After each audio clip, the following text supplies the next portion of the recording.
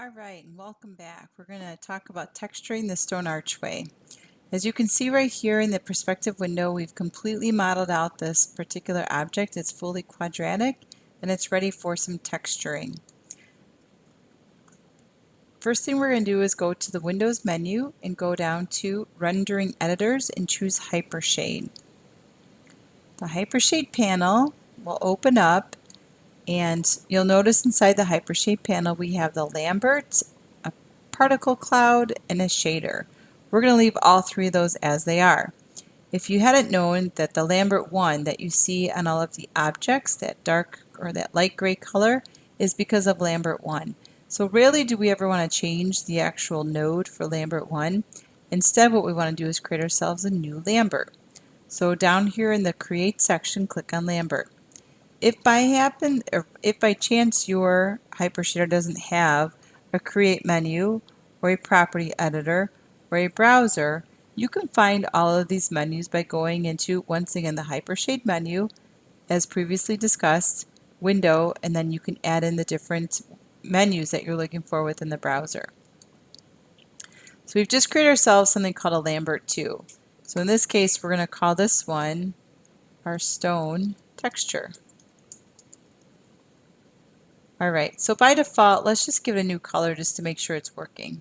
Okay, so let's choose blue. Not that we're ever going to see it on there, but let's just choose blue because it's a cool color. Alright, so now we're going to select our archway and right click and go down to Assign Existing Material and choose Stone Texture. Now the fact that we can see the blue texture is a great sign. Also, this is because we've got the number 5 key selected. If you press the number 6 key and your texture were to turn white versus blue, it would be because you didn't have hardware texturing turned on. So keep that in mind. So let's go back to our hypershader now. So Window, Rendering Editors, Hypershader. And this time, instead of using a blue color, and again, if you need to select your stone archway Lambert texture, do so. You'll see the blue node in the preview, and then click on the checker box to the right of the word color. Once you click on the checker box, you'll see that there will be an option for you to choose a file. Let's choose File. Suddenly you've lost your blue color, but that's okay because it's waiting for you to choose your actual file. So in the attribute editor or the property editor, either way, you can click on the folder next to the image name. So click on that folder and make sure that we're going to the appropriate location, which is where our actual project is located.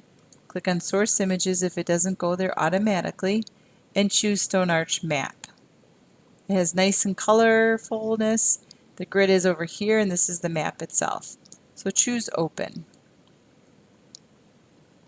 Alright, so once this is done, we can minimize the window, and now you should see that there's some poor texturing taking place. That blue color is gone, and you're seeing a very white or dim color there, and the rest of it's the texture. So now it's up to us to tell Maya how to go about rendering out its textures. So the first thing we're going to do is select your object in object mode. The next thing you'll want to do is go to the UV menu at the very top here and go to UV Editor. When you click on the UV Editor with your object selected, you may or may not see the actual wireframes. If you don't see them, you can always go to Image and choose Dim, and this will make it a little bit easier for you to see. There we go. So this is Maya's interpretation of what our actual archway looks like. Hence, when we look at the actual archway, we're not seeing that texture on there. So the very first thing we're going to do is actually project the archway from probably the easiest location is the Z, the front axis. So again, our object is selected in object mode. If we go to UV, let's click on the options box next to the word planar projection. Planar projection suggests that it's a 2D projection. So when we decided to do this, we also said we were going to do this from the Z axis and click project. So here we are back with the UV editor. If you happen to close it down, make sure you go back to UV and choose UV editor. Alright, now that we're in here, we basically need to realign and scale this object back down so that way it fits within the window itself. So using the scale tool, we can scale this and move this. It might be a toggling process of scale and move, scale and move. That's okay. Pretty close. So this gives us what the stone archway will look from the front direction. And off the bat, I would say it looks pretty good. In fact, if we go back into object mode, you'll see that the stone archway looks really great from the front direction as well as from the back. Because we built this archway in symmetry, both front to back and left to right, we're now seeing that it looks great from both directions with the simple one-time projection. However, when you look at the archway on the sides, you'll see that on the sides it has stripes or it has lacking of color, and also from the top it also has basic stripes and some lacking of color. So now what we have to do is to select particular faces to swipe in order to reproject the texture in the proper direction. So once again, the very first projection you can do, you can set it up in object mode. After that, you have to make sure that you're doing it based on faces only. So it would be easiest for us to do this if we were to do a swipe. Okay, so let me press the space bar. There she is. And so basically I'm going to swipe all the way down through the middle of our archway. Now by swiping all the way down, oops, I needed to be in face mode. I missed that. Swipe all the way down. When we do this, it's going to select us all the faces, yes, along the X or the side axes, as well as the Y, but it won't touch anything from the front, which is the Z axis. So you see how it selected a bunch of stuff. And you know what? That's okay too, because we'll have to go back and do one more projection, but the side might just be the hardest of those to choose from. So let's do that as the next best one. So with that being said, we've got all these X and Z faces selected. Let's go to UV, go to the options box next to planar, and choose X. All right, so here it is. And so from the X direction, as you know from all of our modeling at this point, we are aligning the X direction with this picture on the far right side.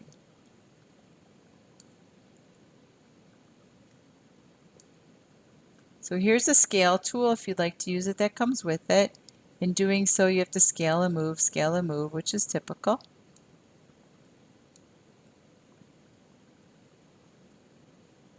Too much.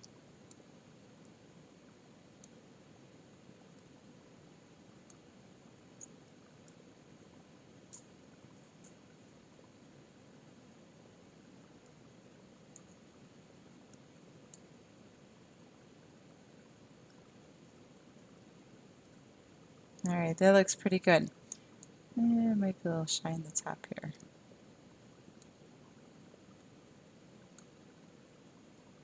Not to be nitty-gritty or detailed, but we want to make sure that we do not have any white spots on our actual archway when we're all done. So let's take a quick look at it in object mode.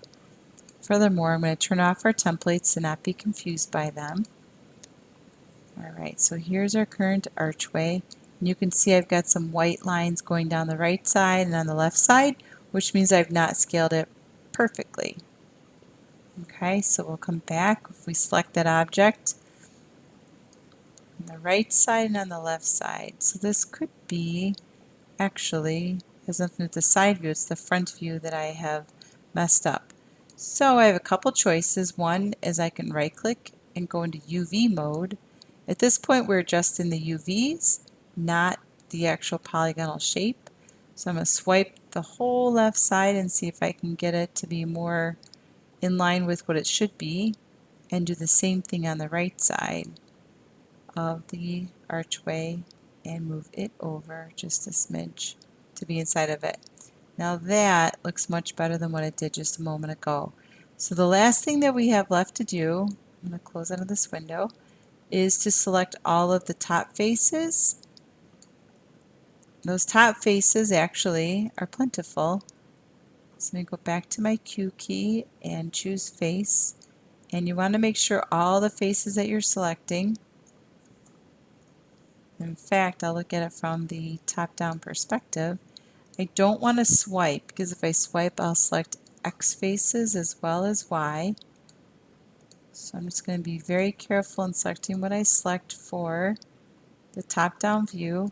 In addition, I want to make sure that I get really close with the top-down of all the birds' ledges in which they can feast away and sit and stare and eat worms.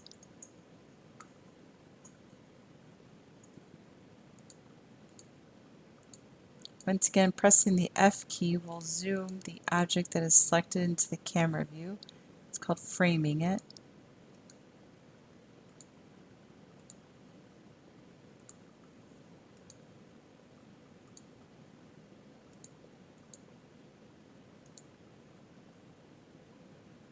Alright, so I do believe we have all of the faces selected that are part of the y-axis and none that are from the z or x.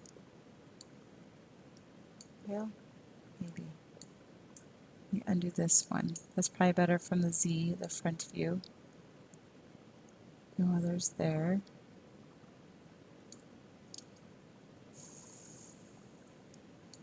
I don't know, what do you think? These probably should also be fine the way they are from the X or the Z, not from the Y. So shift clicking will unselect those. However, I do see I've missed some. So I will continue to shift click on all of these Y facing faces.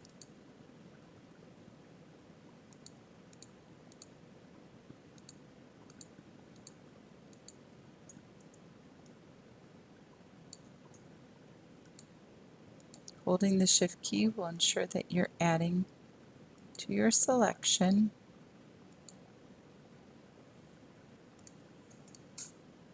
And once again, we are focusing on the y-axis right now.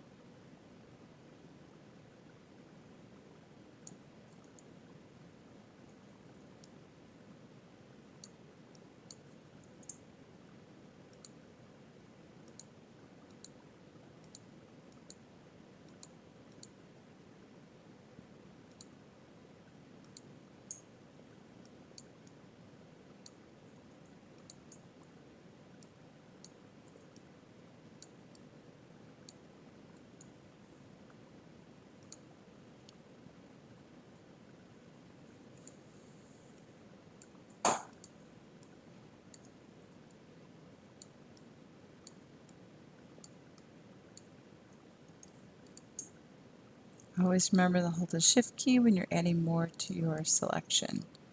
Okay, so I feel like I got all the bird's ledges on the bottom, all those on the top, and we got rid of the extraneous ones that did not need to be selected as well. So now, once again, we'll repeat the exact same steps that we just did, which were to go to UV, go to the options box next to planar, and make sure we choose Y and choose project. If you've already closed down the window like I had, you'll go back to UV, click on UV editor, and this will show you what exactly you're looking like. And so this can be rather confusing actually. So if you wouldn't mind taking this to the top portion of your screen, scaling this down and then moving it, you'll start to see it will take some shape.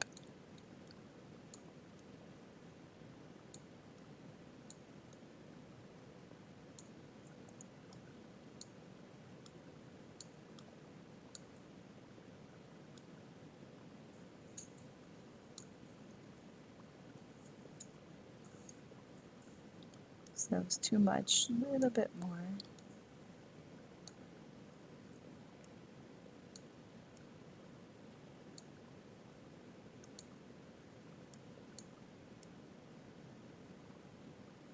You want to try to use up as much real estate as possible to avoid any kind of stretching. So I think that looks pretty good. Let's check it out. Select my Q key to make sure I don't select anything. I would say that this stone archway looks pretty good from all different directions and angles. The only one that's missing it are these two bottom ones that are stripy. So you want to avoid that stripiness that's occurring right there. Alright, so hopefully this explained how to go about creating yourself a stone archway from scratch using a polygonal cube and extruding and duplicating and deleting faces, and then of course mirroring, and then mesh combining and reattaching the vertices, and then finally going through the UV methods.